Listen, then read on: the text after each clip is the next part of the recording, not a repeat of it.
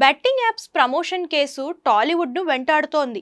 దీనిలో భాగంగా విచారణకు రావాలంటూ దగ్గుబాటి రానా, ప్రకాష్ రాజ్, మంచులక్ష్మికి తాజాగా ఈడీ నోటీసులు జారీ చేసింది. మరోవైపు మనీ లాండరింగ్ మ్యాటర్లో గూగుల్, మెటాలపై ఈడీ కొరడా జులిపించింది. Betting apps promotion, money laundering వ్యవహారాలకు సంబంధించిన దర్యాప్తును ఈడీ అధికారులు స్పీడప్ చేశారు. ఇప్పటికే పలువురు సెలబ్రిటీలకు నోటీసులు జారీ చేసిన ఈడీ తాజాగా టెక్ దిగ్గజులు గూగుల్, మెటాలకు కూడా సమన్లు పంపించింది. ఆన్లైన్ బెట్టింగ్ యాప్స్ కేసులో గూగుల్, మెటాలను విచారించనుంది ED. YouTube, Instagram, Facebook, X, ShareChat, Snapchat ఇలా ఏ యాప్ ట్రెండింగ్లో ఉంటే అందులో బెట్టింగ్ యాప్స్ను ప్రమోట్ చేశారు సెలబ్రిటీలు.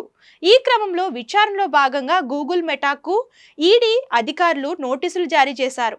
ఇక బెట్టింగ్ యాప్స్ ప్రమోషన్ కేసుకు సంబంధించి విచారణకు హాజరు కావాలని టాలీవుడ్ ప్రముఖ నటులకు ఈడీ నోటీసులు జారీ చేసింది.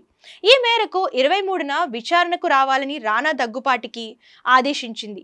ఈ నెల 30న విచారణకు హాజరు కావాలని ప్రకాష్ రాజ్కు, ఆగస్టు 13న ఎంక్వైరీకి రావాలని మంచులక్ష్మికి నోటీసులు జారీ చేసింది.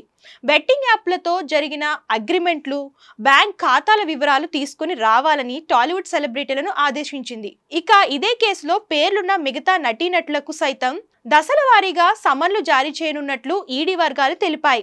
ఈ వ్యవహారంలో మొత్తం 29 మంది నటీనటులతో పాటు కంటెంట్ క్రియేటర్లు, సోషల్ మీడియా ఇన్ఫ్లుయెన్సర్లపై విచారణ జరుగుతోంది.